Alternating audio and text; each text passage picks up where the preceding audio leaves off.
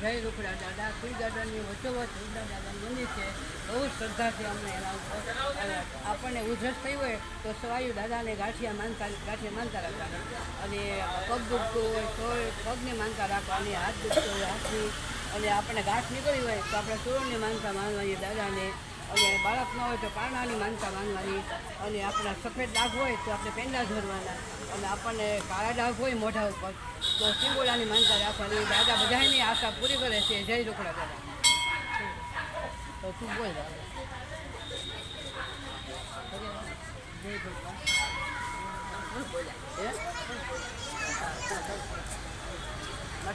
તું થેલો કેમ મૂકી કંઈક બેસી હલો.